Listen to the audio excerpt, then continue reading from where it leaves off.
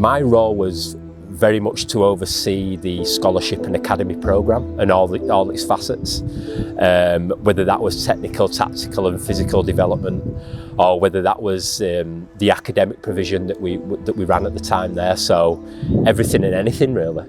So I was head of youth at the time of Ronan's passing, and I'd been at the club for 2 years by then. So we're starting to establish myself, and we've got our first roll of talent coming through. But yeah, I was the head of youth at the time. Being in those positions, it can be quite a testing one, because you're quite literally, in some cases, hands-on with these guys and what their sort of futures look like in rugby league. Yeah. How would you begin to sort of manage everything within that rugby development side of things on and off the field? Yeah, that's a really good question. I guess first and foremost, when you have a young person come into the organisation, first and foremost they're a human being. They have a range of needs, in particular at that psychosocial stage of their life, 15, 16 years old. So it's important that you recognise firstly that you're working with a young person, but also at the same time they have strong aspirations of becoming a professional athlete too. So I guess it's a recognition of that alongside all the work that needs to be done, which I think at the time we had such a fantastic group, and there's been so many outstanding young players come through this club with the right attitudes. And I guess it's first of all trying to nurture their aspirations, but also at the same time a recognition of how much work is ahead of them too. I think the academy system is really good at the Giants. I thought it's obviously produced a fair few number of players. We worked hard. I thought it really worked well with the college being at the zone, so close to training.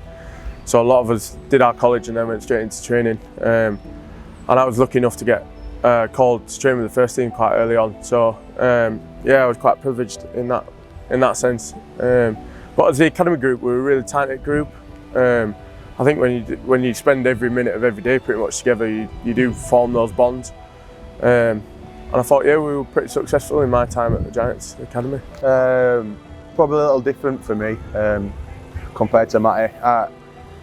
I never really expected to get there.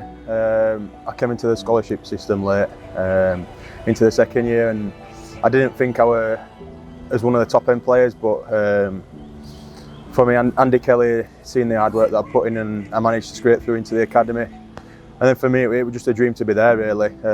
Something that I never really let go, and I kept working hard at it, and I found myself in a lucky position today. So yeah, it was a dream come true really when I signed my academy contract. Something that I was very honoured to do, and yeah, some great players in that team that we played in, and I very much enjoyed it. Well, we always had a holistic approach, and it's easy to say that, but we looked after the educational side of a player's development. We looked after the behavioural and sort of the underpinning values of a player, as well as developing the tactical and technical knowledge and making sure that they were more game aware. So we tried to develop the person, and you got to know the person very well.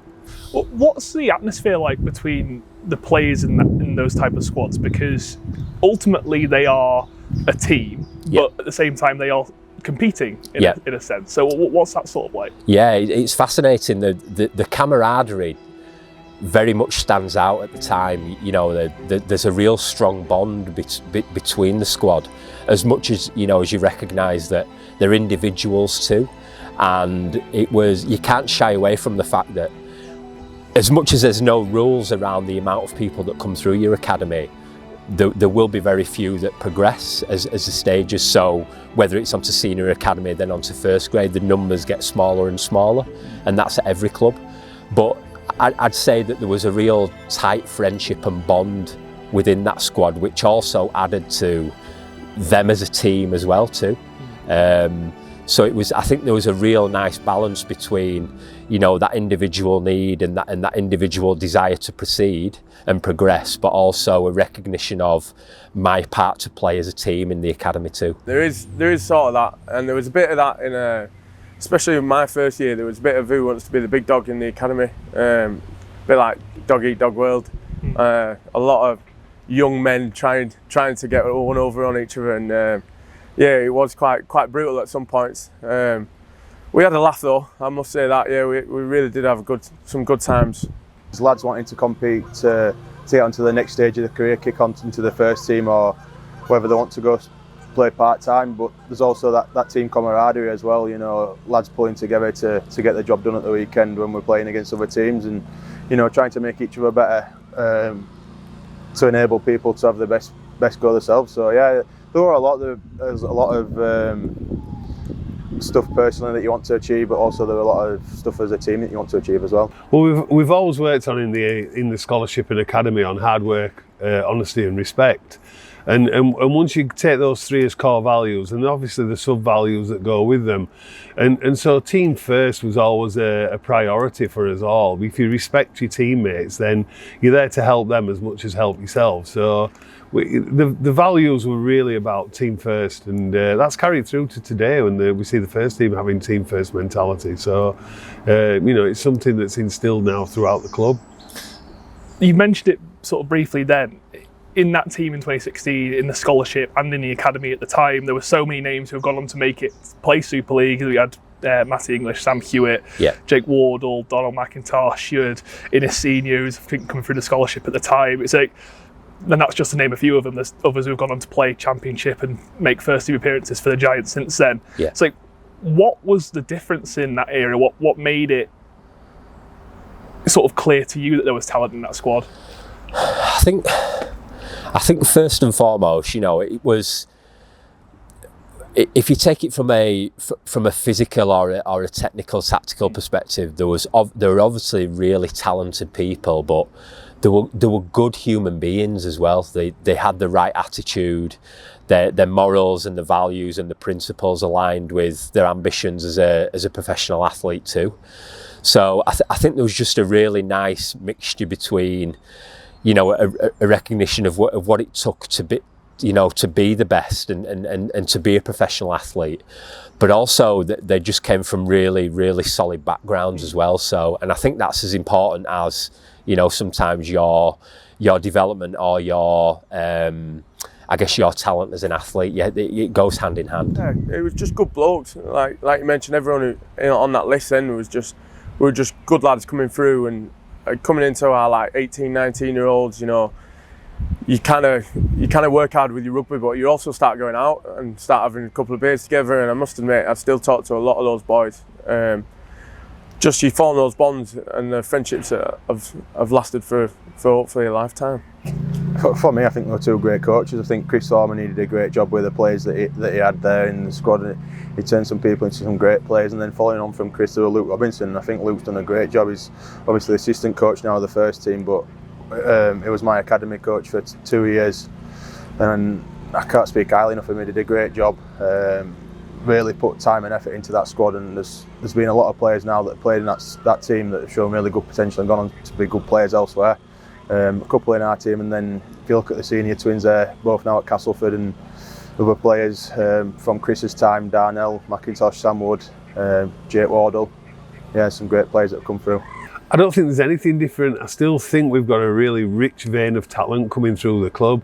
Probably the biggest blip was COVID in recent years, but we've still got a rich vein of talent coming through.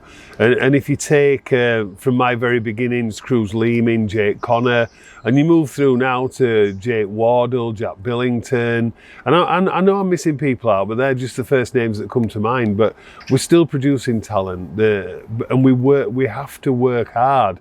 So when we get players, they're very raw, they're very new, they're aspirational, and we have to channel all their varying development emotions into a focus that carries them through the pathway.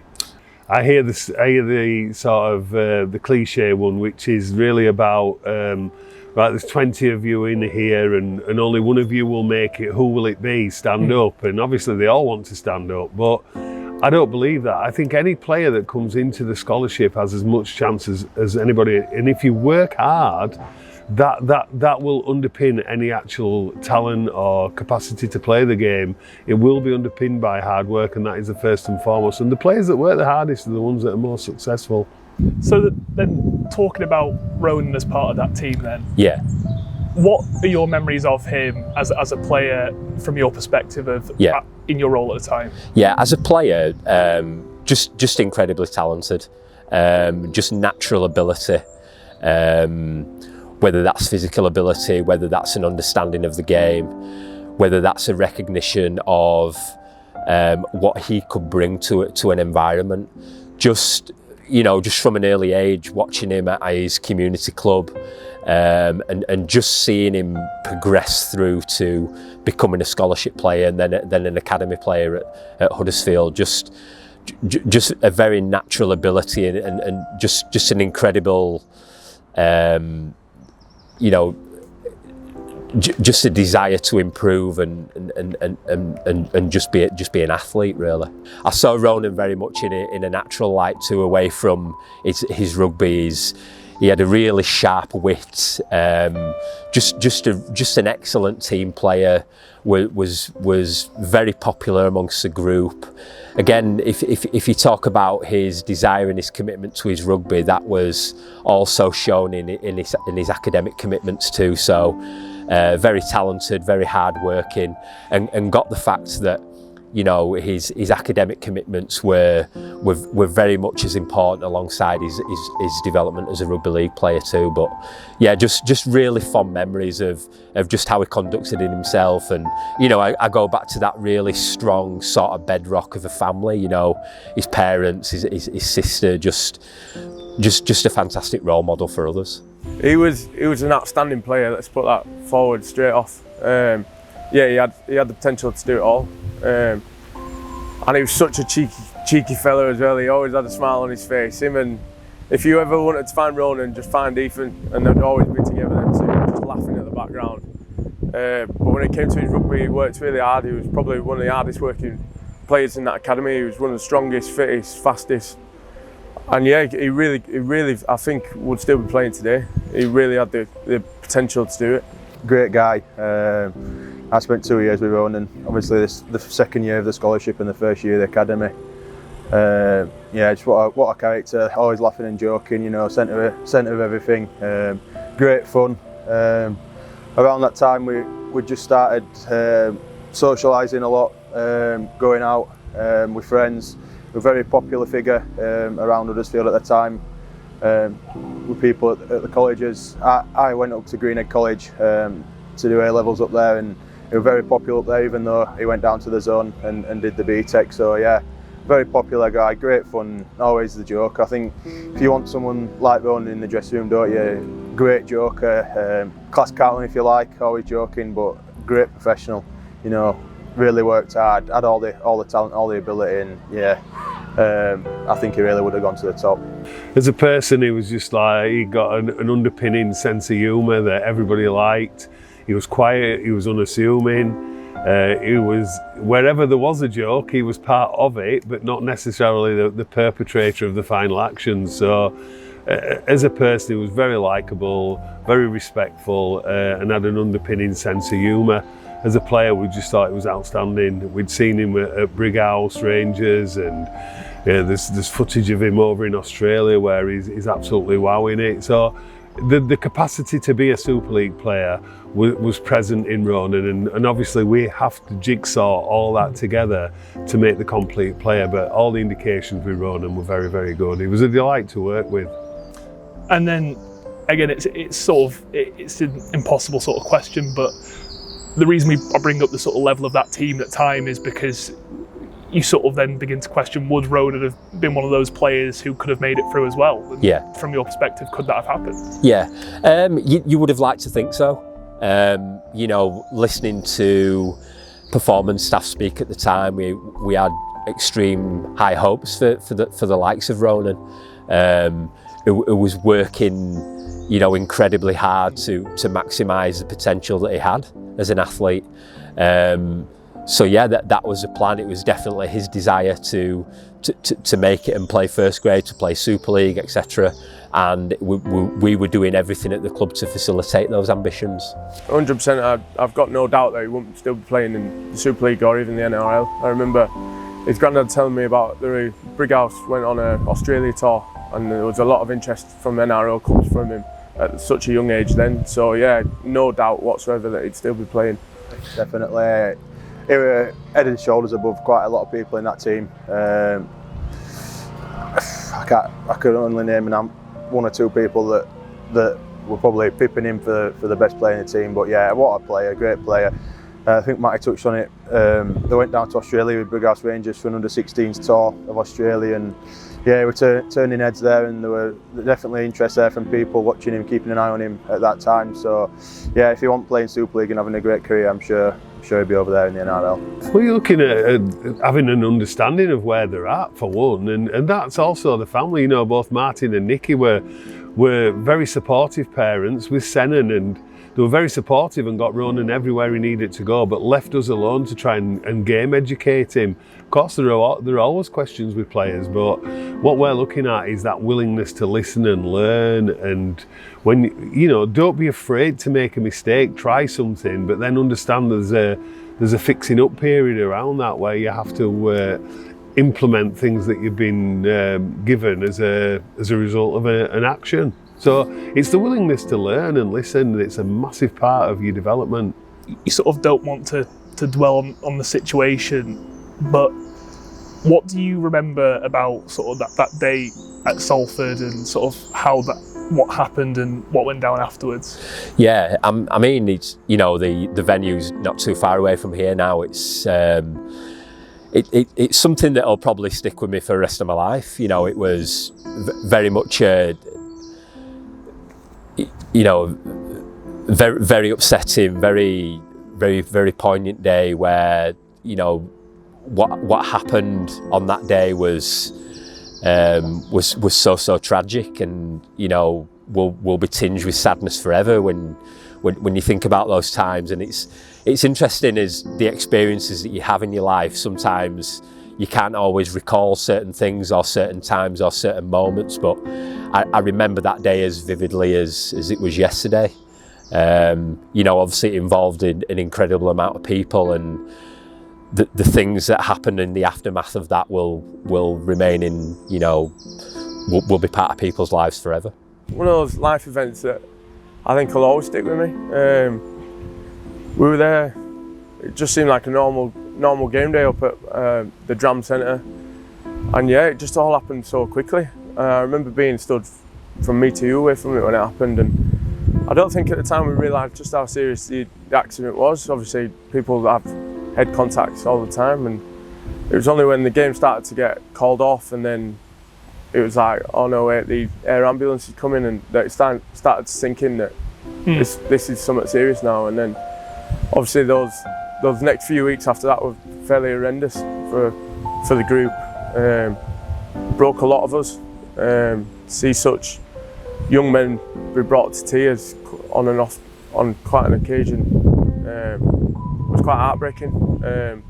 But in a sense, that group still we all got through it together. We all had each other back. I reckon if I met up with any of them now, we'd still talk about it and talk about the good times that we had with Ronan.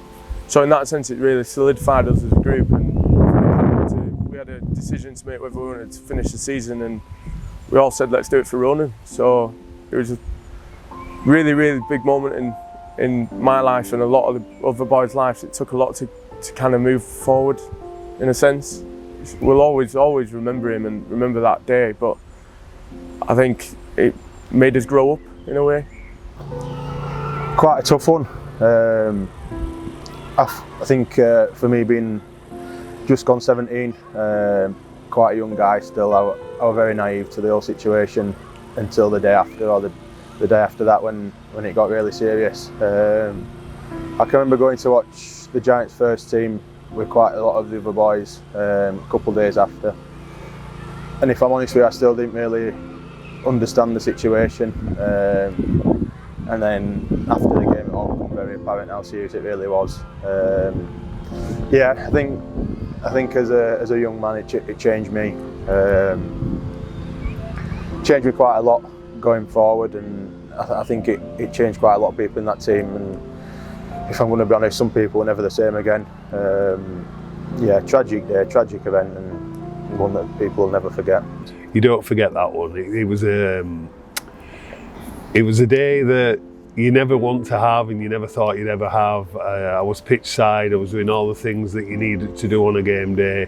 And when the incident happened, you just realised very quickly the way that the doctor and Will Franklin, who was the physio, and the Salford physio, the way everybody reacted, it wasn't just like you see now, a normal head injury reaction. There was some very emergency delivery and first aid being applied. It was obvious there was something seriously wrong.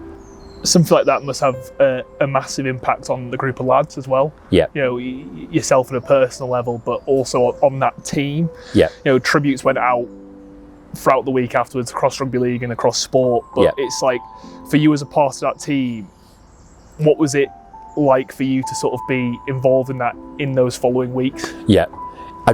I guess, again, at this point, I'd just like to give sort of incredible credit not only to the playing group themselves, which I'll elaborate on at the moment, but Andy Kelly for me at the time was he just came to the fore in that situation. He was so powerful for so many people. You know, as a guy who'd probably experienced personal loss himself through his journey in life, was just a colossus for us at the time. And you know, the strength that he showed, and you know, just put his arms around everyone, it was amazing. But just going back to the playing group, just a level of courage that the lads showed at the time, who, you know, had lost one of their own and just had so many, I guess, feelings and emotions to deal with at the time. I just remember how the togetherness and how much they respected each other at the time, and they just invested as much time as they needed to do to be around each other. I remember a point where the guys had a decision to make, you know, what they were going to do in the aftermath in the days after. And I remember they all got together down at the Giants training centre, and they just wanted to be together. And they were deciding, you know, whether to head out and, you know, spend some time together, whether they were going to go out and socialise, etc. But ultimately they made the decision just to remain in the training centre together. So a few headed off. They'd bring Xboxes back, they'd bring sleeping bags, etc., pillows from home, and they all just remained in the training centre, and then they stayed over together over that night. And I remember taking a couple of images that night, staying with them, and again, that's something that'll stay with me forever. But just the camaraderie, and just the need to be there for each other. It was an incredible sight. Steve spoke about a day after you'd made that decision to play on, about sort of what you wanted to do as a group, and you had this decision between sort of going out into town or sort of having a bit of a do with each other, and you all decided to stay at the GTC, and people brought stuff down and you had like a sort of bit of a do with each other there. It's like, do you remember much about that? Yeah, so I think it was it the day it happened or the day after, we decided to all get together as a group, and the best way young lads get together is by having a beer together. So we decided to stay at the gym, and we all slept over. Quite a messy night, to be honest. Yeah, we just all chilled out, put films on, had a few drinks, and just stayed together and made sure everyone felt a part of the team. We didn't want everyone going off in their own back to their own houses with families and just dwelling on it all. So we've decided the best thing to do was all to stick together, and like I say, I think that bond will always be there with that group of young men, that we got through it tough and we got through it together. The whole thing was horrendous, and for players of the age, a lot of the players had never even been exposed to catastrophic injury, let alone loss, at the age that they're at. So you become a parent, and part of my coping mechanism is to be able to talk about things. And so being open and honest and transparent with the players and keeping them together as a group, and letting them share how they were feeling, whether it was as a group or individually. Myself, Steve, and a whole number of other staff were available to players continually. Andy Jordan, who was the welfare manager at the time, he was available consistently, and as was Danny Glover, the club's head doctor. So it was just giving them access to people who could help them with their emotions at the time. Dealing with your own seemed secondary, I have to be honest. And a couple of players have mentioned when I've spoken to them about this, how did you sort of see their response to what happened? Because it's sort of hard to measure, and they said they reacted in different ways, and they said it felt like a couple of people were broken by it at the time. How did you sort of see it go down? It was heartbreaking, you know, and now I can feel the emotion of seeing them when the doctor came from the hospital. The outpouring of grief was just, it was heartbreaking to see so many young men in that condition, and the love that they had for Ronan and the sense of grief and loss was immense. It was overwhelming. And for a couple of days we stayed close to it together. We actually lived in the training centre just about, and we left the players to make a decision, and they decided very quickly that they would like to play on. It was really bizarre because I became like caretaker head coach of the club in that period within days. And we took the academy over to Salford. They wanted to pay tribute to Ronan, and they shared a moment in the dressing room with the first team players, and the supporters banner was taken in there, the club song was sang, you know, so there was a lot of togetherness with regards to the group. And then when they played the first game, I came out, we played at Wakefield, and I was in what I call the Benidorm Flats, the stand at the end of the ground, and I watched a team win a game on just desire, guts and tenacity. They wanted to win that game. You could see their emotions falling through the floor, you could see the physical effort falling through the floor, but they just hung on and won a game in Ronan's name. And I think that helped them too. I think getting back on the field and all of them getting through that game safely, because that's a big hurdle, that's a very big mental hurdle for young players who have lost a teammate on the field of play. And it's a position that no coach, no staff member ever wants to be involved in ever. How did you personally manage that from your role, but then also as a person? Yeah, like you said, there is no template for that kind of thing. And if I'm being completely honest, it was probably my first experience of loss, of close loss, and I guess with the role that I do now at the charity, it was the first time where I guess I neglected some of my thoughts and my emotions, what I was feeling at the time, because I think I was trying so hard to be there for other people, and that caught up with me eventually. And again, just pay tribute to Andy Kelly, how much of a source of support he was to me at the time. And I probably left it too late for myself to. I remember one day it just hitting me like a ton of bricks of actually what had happened, and that recognition that Ronan wasn't coming back, I was never going to see him again. And just how much I lent on Andy at the time. And he allowed me to regulate how I was feeling at the time, and also the strength I got from just seeing the guys as well. And I remember a time where, you know, it was a real situation where we felt that the lads had to decide whether they were going to continue with the season at the time or whether they wanted to continue to play. And after a few days, a matter of a week, the guys decided that the right thing to do was to go forwards and actually finish the season in Ronan's memory. So just some incredible thoughts and emotions at the time.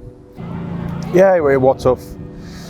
It was tough, but I think in the back of my mind, what would he have wanted? Would he have wanted people to shy away and go into the shell, or would he want people to thrive and succeed? And I think the latter. I think he wants people to succeed and go and have a good career, and hopefully I'm doing that now. Because I'm sure if I wasn't doing it now, he definitely would be. So I feel like I've got to carry a little bit of him with me on my journey, take it through and really make the most of the opportunity that I've got. Well, I'm not.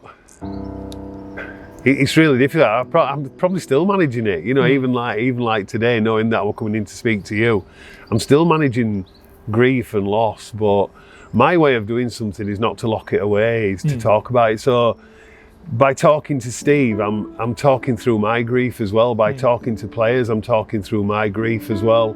When we were talking to parents and explaining how the whole thing had happened, you know. at the time the British cycling team were going really well, and it was described as an accumulation of marginal gains. Well, I explained Ronan's loss as an accumulation of marginal losses that culminated in the tackle.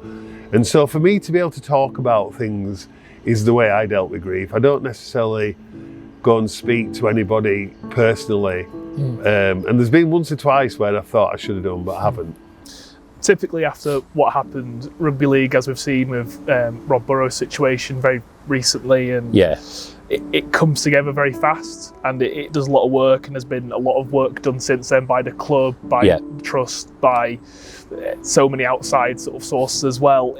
How important is it to you that people and players sort of are aware of the story beyond just a name? Because we have Ronan Costello coming up like festival later this month, where they'll have 200 kids playing down near the Giants training centre, and how important is it for maybe not the kids to recognise, but for people to understand why it is we do what we do? Yeah, I think it's incredibly important. And just going back to that point where Ronan passed away, I remember Andy saying to me, we have to be prepared for the aftermath, because we'll feel the sport pulse. That's what he said to me. And just the outgoing of support, and I just remember how far-reaching it was, of the messages from people that maybe you'd never met before in your life, but they felt the need just to pass on their condolences, and it just completely blew me away. So I think even that, and even though Ronan never played first grade for Huddersfield, never made a Super League appearance, he's part of the tapestry of the club, and that will be forever. And I feel that things like this are so important, and the only way that we keep truly his memory alive is actually by speaking about him and his contribution, and that we'll be forever grateful for that. And just the legacy that Ronan leaves at the club, like you mentioned, 150, 200 young players playing the sport. I think it's important that they recognise who Ronan Costello was and who he is and what he stood for, and also his place in the sport and Huddersfield Giants as an organisation. So I think it's incredibly important. Yeah, it's massive to keep his legacy going. You've seen it all in the news recently about the Rob Burrow and keeping his legacy going. Well, as us, it's not on a bigger stage as that, but for us, he was like a Rob Burrow. He was a big part of our team, and it's nice to keep his legacy going. He really did love rugby, and that's why the festival's such a great event and something that we like to support year on year. But it's years ago now. Not many people, like you say, they remember the name but not the person. So I think it really is important that the boys that knew him, speak of him so highly. He was such a character. He was one of the funniest blokes you'd ever meet, and he was just always there having a laugh. But when it was serious, he turned it on as well. So yeah, it's just important to keep his legacy going. The Rugby League community really does pull together, doesn't it? It's one like no other. People rally around and support each other and really get around each other. And yeah, I think it is important that we keep Ronan's legacy and Ronan's name thriving. For me, it epitomised what a professional rugby league player would be: hard-working, talented, skillful, dedicated, but also great fun. That's what rugby league is, isn't it? It's great fun, great people, and he really was a good lad. So I think he epitomises what a professional rugby league player would be, and that's why it's so important to keep his name and his legacy thriving. Well, one of the things that I'm really grateful for is the fact that you've actually motivated yourself to do these little pieces for us, because I think when you look at the time that's passed, I mean, we're at 8 years now, it's easy for people to come into the club who've got no idea who Ronan is. I have his shirt by my desk with you'll have seen it. Yeah, we've got the placard there with Ronan on, and some people wouldn't even begin to know who that person was. So I think a refresher like this and a reminder that here's one of our, we've got the D-Day landings going on, and by no means am I making a total comparison to that, but we have one of our foot soldiers who gave his life for the game. And I think it's important people understand that. He was a giant, and hypothetically we believe that he would have gone on to being an immense giant, but we will never know that because he lost his life.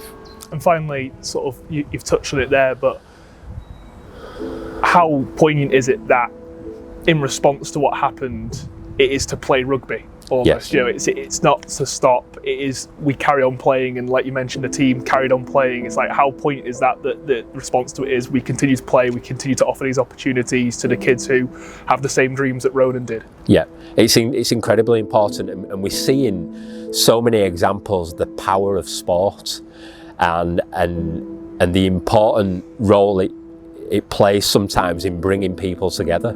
And again, it's what Ronan dedicated his life for. It's what his dreams and aspirations were for. So it's the right thing to do, to continue his legacy and to continue to inspire other people too, young people, established supporters of the club.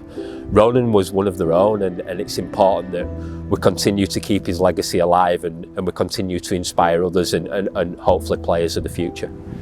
It's almost 8-9 years ago now, and a lot of these kids, some might not have even been born when the accident happened. But it's such a good event just to come down, and a lot of the old boys come back down from that team, so it's really good for us to get back together.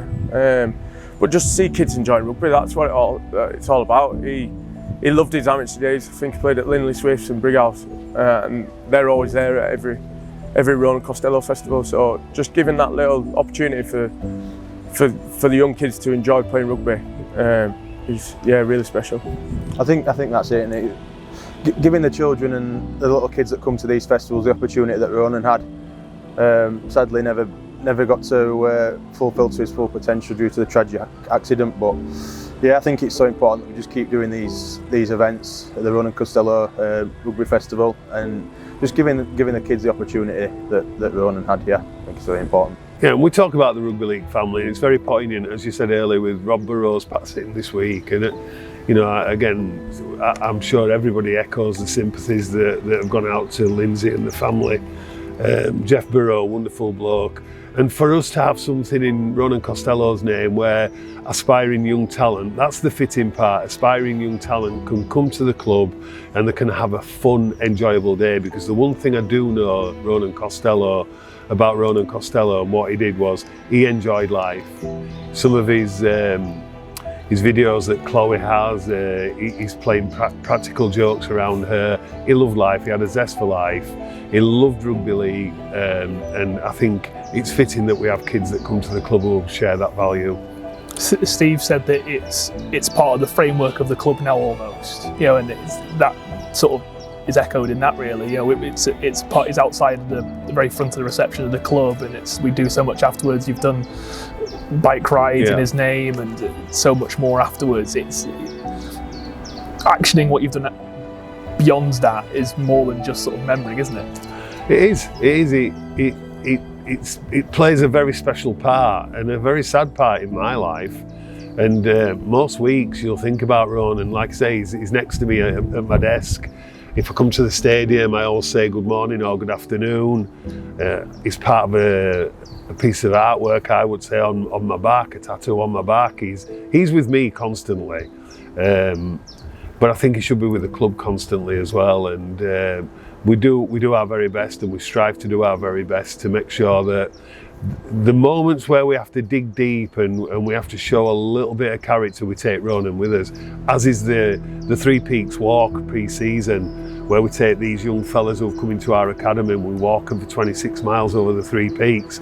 We take Ronan's shirt with us and we celebrate Ronan.